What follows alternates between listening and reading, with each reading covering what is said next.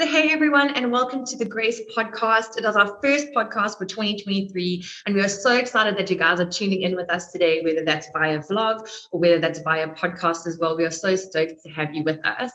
I'm really excited for our first podcast this year. We are going to be chatting with Colin Edmonds, and Colin has been working in the ministry world for many years.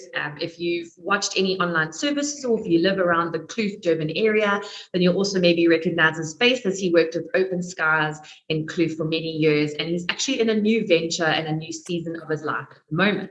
So Colin, why don't you tell us a little bit about yourself and then maybe also this new venture that you're in at the moment?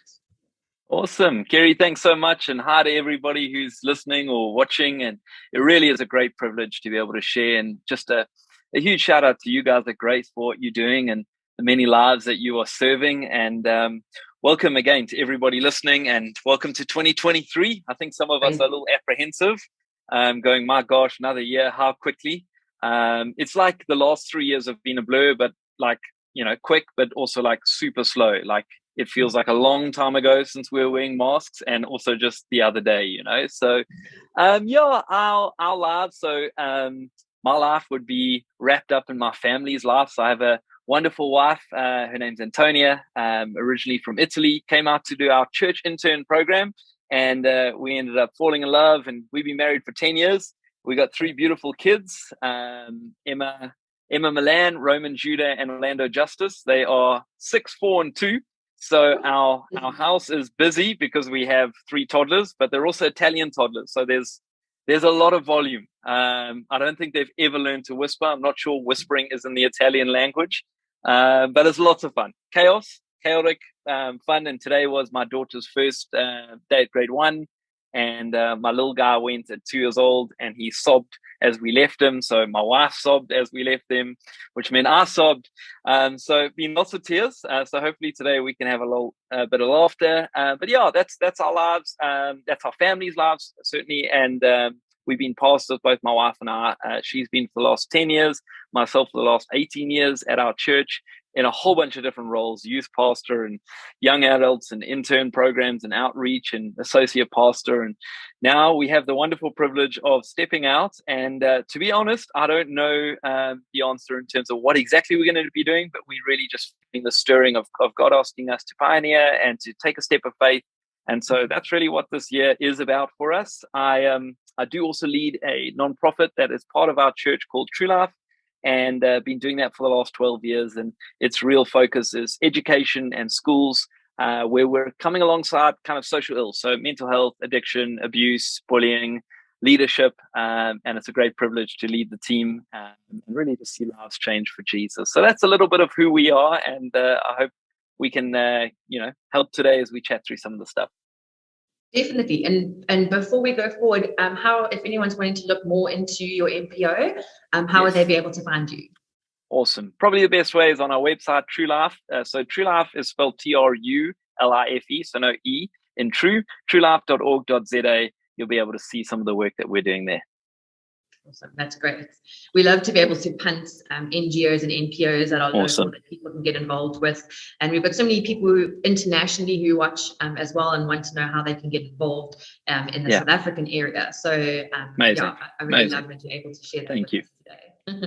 Thanks. So as some of you who are watching this podcast might be Sunday attendees as well, we're in the middle of a series called As For Me on Sundays online as well as in person. It's basically wrapped around the scripture from 2 Timothy about, as for me, I have fought the good fight, I have finished the race, and I have kept the faith.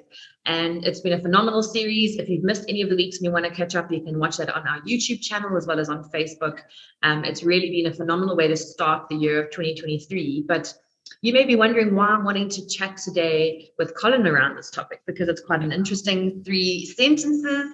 And it's something that I think you're going to be learning a lot from Colin today because he's got some great stories and some great wisdom to share. He's had a lot of life experience. Like he said, there's been many roles he's played in and lots of times where he's had to really keep the faith with him and his wife and his family. So really looking forward to the next 10 to 15 minutes chatting with you, Colin. And thank you. Basically, how I'd like to start this all out, right? We talk about fighting the good faith. And Yes. I would love to know just for you from your side of it, what does that mean to you? What does it mean to fight the good faith, and how can we play that out in our own lives? Maybe an example from you. Awesome. Great question. And I love the series, by the way. Great way to start off the year. And I think the verse that we're looking at says that, as for me, I'm going to fight that good faith, finish the race, and really complete the task that God's given me. The verse before gives us a little kind of insight into what that means or how that outworks. And it's Paul writing to Timothy, says that his life has been poured out like a drink offering. And maybe not language we'd use today, but perhaps what that's saying is my life, I don't consider my life as highly as I ought to, or perhaps the way that the world has told me I should. And I think that perhaps the best way that we stay true to who God's called us to be and to finish this race is by regarding ourselves, our lives, less than the world kind of says we should. I think much of the time we place ourselves at the middle of the story, or certainly the world around us, the culture around us, places us in that central space, and then kind of others and God. And I think the way God would certainly map it out or blueprint it in the scriptures is that he's central, and then it's others before us. And I think perhaps one of the best ways that you and I will stay faithful is when we remember that it's not about us, is that God's called us to pour out our lives. And maybe that statement of fight the good fight, I think that's a pretty interesting use of words by Paul. Perhaps it's this idea, this fight against our own flesh. Many of the times our faith really is diminished when we sit on the throne of our lives as opposed to God, where we become, in many ways, we might not think it like this, but we sit on the throne, we become the master, and we tell God, what our day's, agenda is, as opposed to, hey, God, you're sitting on the throne today. I serve you and I serve others. And so I think, look, there's a challenge for all of us to deny that flesh, to make sure that our faith is about him and about others. So I think that would be the starting point for me, is how do we finish this race? How do we make sure that we complete the task? It's about less of us and more of him and more of others. Definitely. And it kind of lends itself to that scripture when God's word says that if we put him at the center, everything else comes together. Everything else falls into place. Whereas if we're at the center, if we're on the throne, as you're saying, those things don't fall into place. They start to fall apart. So definitely an interesting topic. When we talk about finishing the race as well, that can be interpreted in so many different ways. But I know that you have a very interesting comrade story for us, and I'd love if you could just share that with our listeners and our viewers, and maybe what you've learned from that race, what it's taught you in your own life and spiritual life. Amazing. Thank you for the opportunity to share. It was a pretty brutal day for me running the comrades, as anyone who I guess has taken on something that's beyond themselves. Look, for context, the year before I hadn't even run a 5-kilometer stretch. So to run the comrades, which they name the ultimate human race for a very good reason, was probably a bit of an overstretch. And I'm not a natural runner either. And so during the course of the year, I ended up picking up RTB, which is a runner's injury, and then I got sick. And so I went into comrades, without any training for the last 3 months, really undercooked in terms of my mileage. Really, I shouldn't have been there, but we ended up arriving, and the comrades beginning was everything that everybody made it out to be. It was like all the hairs, it was all the feelings, like the Shosholoza, the national anthem, the camaraderie. And really the first 27 Ks for me, I felt like I was running on a cloud. I was like, this is easy. What have people, made the big deal about? And then at 27 Ks, I ended up getting a cramp in my thigh, which was the first time I've ever cramped running. I got a whole bunch of other things that have gone wrong. I just totally panicked. I probably shouldn't have, but I ended up taking like salt tablets and then more salt tablets and then more salt tablets. And after about 2 Ks, I ended up throwing up all over the place and ended up doing that for the next 30 Ks. So all the nutrition you're meant to put in your body. And so it was all sorts of horrific. And I ended up going down Fields Hill. For those of you that know, it's kind of near Kloof area. I've driven it for many years. I never knew it was that steep.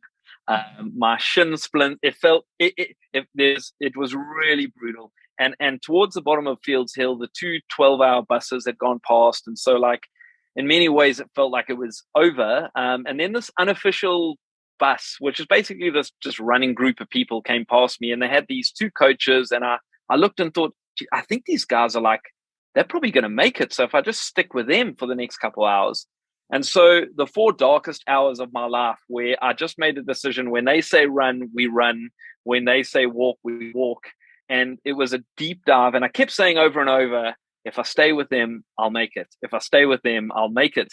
And I ended up doing that all the way through down into Durban. And about 5 or 6 Ks out, the language changed. And I sort of say, not just I'm going to make it. I started to go like, I'm going to make this thing. Like I started to really believe. Came into town, down past McDonald's, and one of the coaches turned and he said, I don't think we're going to make it. And so I left that crew of kind of 50 runners and put my total heart and soul into everything I could. The last 3 kilometers, deep pain, deep dive, ran into the stadium believing I'm going to make it. I'm going to make it. Under the stadium, into the stadium, onto the grass, and heard 10, 9, 8, and just didn't make it. I think I ran in at 12 hours and 1 minute. Friend of mine actually ends up sending me a video of like me just dropping my head, and I remember like going through and people were super encouraging. They're like, you made the distance, and like, but I really wanted to finish on time. And I remember being like brutally disappointed, like going, God, I just don't understand. Like I did everything. Like I did everything I could. Like, could have you not just like where and I remember processing this disappointment, and I remember feeling God speaking to my spirit that I think many people are at this space where they're like, God, I just don't get it. I'm so disappointed. Like I just don't feel like I deserve that diagnosis. I didn't deserve that divorce. I didn't deserve that bad news or that retrenchment. And I think for a lot of people, they're sitting in that disappointment. And what I started to realize is we have a decision in that kind of camping place of disappointment. Will we rise and dream again, or will we camp out in disappointment because of fear of new disappointment to await us in the future? And an interesting study on the word dream. It's a Greek word or Hebrew word, chalam, spelled chalam, and theologians battle to actually decide which word it's going to be, the word dream or the word strength and health. And so they got to really study the scriptures to understand which word is it here. And what I find fascinating is that the root word of dream has health and strength in it. And so you think about when we stop dreaming, the health and the strength that God wants to give us in our bodies, in our minds, in our families, in our businesses, when the enemy is able to, through disappointment, rob us of that dream. And that's what happens, right? Wherever we get disappointed, failure, that disillusionment, we disengage from people, and we end up isolating, going, I'm not going to dream again. Like it's not worth the disappointment again. And I don't know who's listening. What I know is that the last 3 years have been extremely brutal, probably a lot harder than at Comrades. And for many people, they've looked and gone, man, I don't know if I can get up again. I don't know if I can dream again. And my encouragement would be that if we don't dream, we die. If we don't dream, we end up, the very health and life that God wants to bring to our bodies won't be there to sustain us for the days ahead. And so I would implore each of us, the way that we remain faithful to the end, the way that we don't give up the good fight, is we keep dreaming. And if you think about Ephesians 3:20, it says that God will do more than we could ask, think, or imagine, or dream, according to his power, his health, his strength that is at work within us. And so, yeah, that would be my real encouragement out there, comrades, is to go like, man, life is full of disappointments. And I think in some ways this world has sold us this like success culture. And so we feel like we got to succeed and we got to have victory. And I just think when we flip through the scriptures, like almost every page is got some kind of disappointment or failure. Now, I know that can feel like, oh, well, that's very discouraging. But I guess what we need to understand is that disappointment has a way of teaching us lessons. It has a way of connecting us to people. It has a way of creating empathy and understanding. And it also has a way of removing us from the centrality of the story. And so if we can step aside for a moment and go, man, that disappointment was there not to keep me from dreaming again, but for me to recognize that there's some great lessons. What are they, God? And I'm never going to stop dreaming. I'm going to keep going one foot in front of the other. I think that's so great, because it's exactly what you and I were chatting about briefly before we started chatting now officially. Yeah. And the fact that disappointment can be so crippling. It's, I think so often, and I'm saying this because I've experienced it myself, where I want to dream, I want to open up that side of myself again, but sometimes I've almost been paralyzed. And so it's almost hard to merge the want, the desire, and the actual actioning. To take that step. And you were talking about digging deep, especially for those last 3Ks as you're coming up to the stadium, digging deep. I don't know if you can just briefly share with us, like, if someone is needing to dig deep, is there something practical that you found for yourself that has helped you do that? Yeah.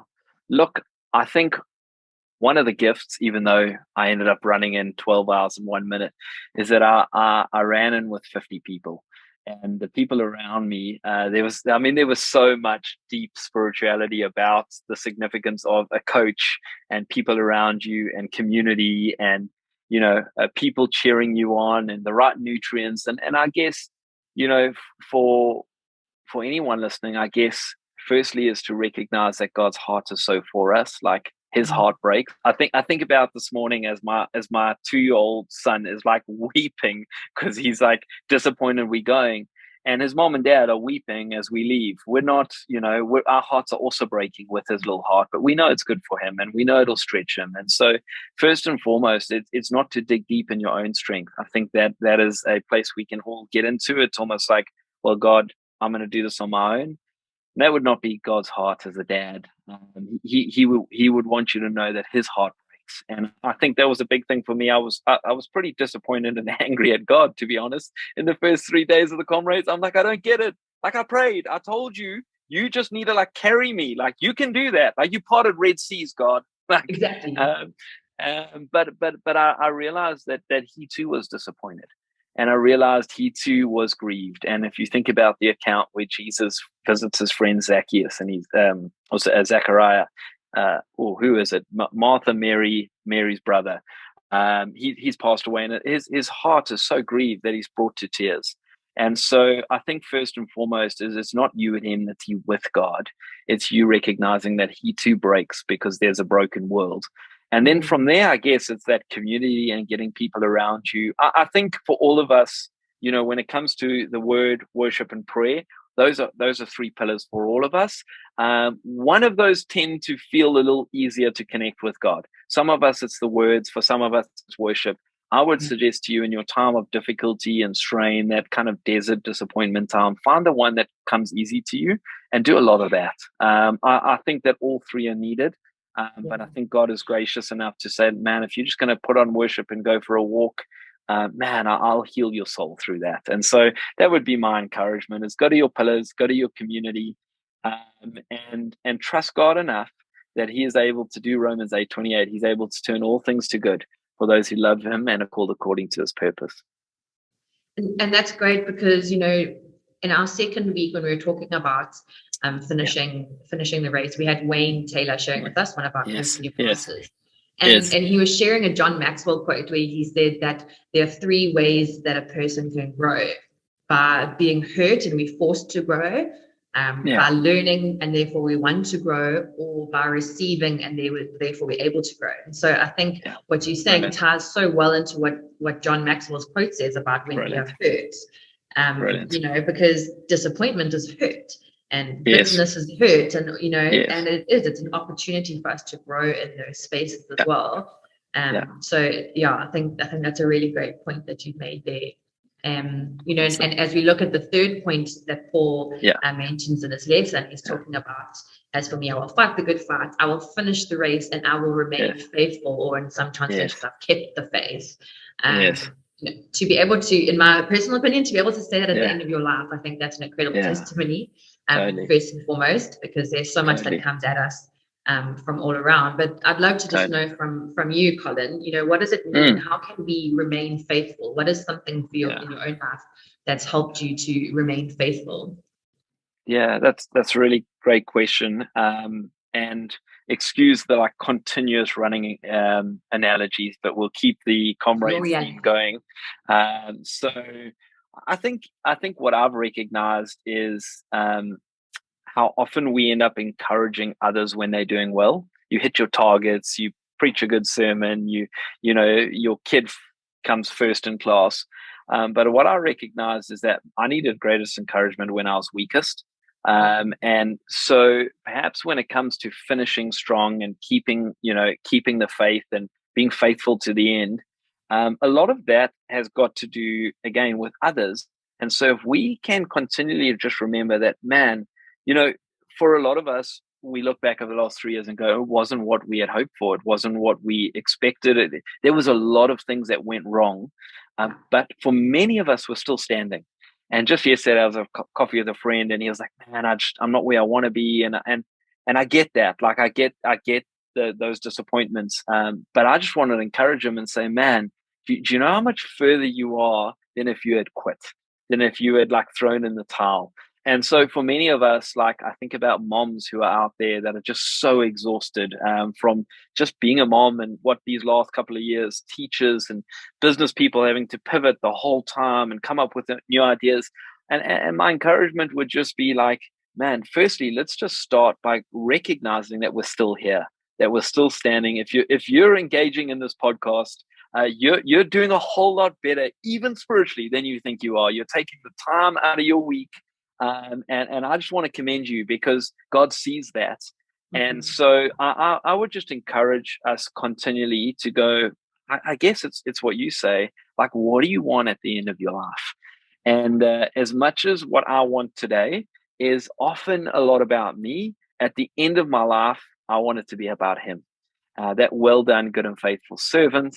And so I guess as Romans continually speaks about, practice playing second fiddle, find ways to eat humble pie, find ways to make your life not about you, and you'll find yourself staying on that path of faithfulness. So, yeah, I guess that would be my encouragement: is encourage others in this journey because they need it, and even if they didn't, score the winning run or kind of get over the finish line first, just keep encouraging them because we all need a lot of encouragement. And then for yourself, encourage yourself because you're doing better than you think you are. Totally. Self-talk is so important in those So kind of good. times. I know I've personally felt when I've changed that dialogue within myself, Yes. it's made such Yes. a difference, whether it's just perspective or even sometimes the Yes. outcomes. It Yes. does make such a huge impact.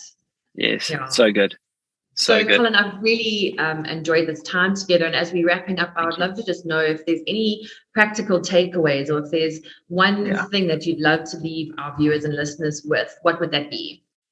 Sure. I would probably go back to the idea of dream versus disappointment and really encourage our listeners. I look at my three kids and their imagination and the fantasy and the worlds they live in. There seem to be very little restrictions. And I know that many times we can look and go like, oh, but they're just kids.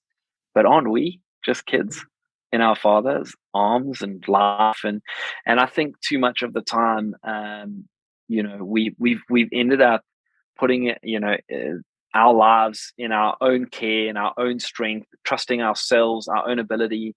And I would encourage you to spend some time in God, but with the intentional thing, perhaps even take this week and go, God, what are the dreams? What have I shelved? Where have I let disappointment come in?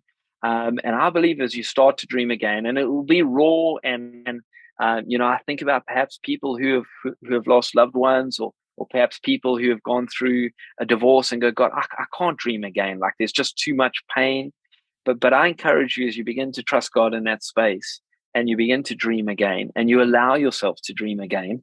And I know it's risky, but you're dreaming in God's space. You're not dreaming in your own space. And so you're going, God, I don't know what you have for me, but I'm believing that it's good. And as people begin to do that again, my prayer, and I really will pray for everybody listening, my prayer would be that there would be the sense of life that starts to fill your lungs again. And you go, man, I actually think that perhaps some of my greatest days are ahead of me. And I don't necessarily mean rands, cents, and fame and success. I mean some of the most significant, God-breathed, purposeful days lie ahead of you, where you go, oh, this is what God has created me to do. I love that. I love that line you said there, that it's about it's the dreams that God has. How did you word that? Yes. Oh, now you're asking me. I think it was around significance rather than our own success, and that it was like his God-breathed dreams, as opposed to our self-made man dreams. Yeah. I love that. I think it's almost like that eternal perspective. Totally. And taking our eyes off of, because it's easy to be seeing exactly directly in front of us instead of what's to come and what God has. So I think those kind of dreams, like you say, those big dreams. I think it's Craig Rochelle who says, if your dream doesn't scare you, it's not big enough. Very good. So I think that's very really good. wonderful. It's very encouraging to me personally, even as well. Awesome. Awesome. So thank you. I really appreciate that. Thank you very much. Such a pleasure. Thank you for having me on today. It's been a real privilege, and hope it's been helpful.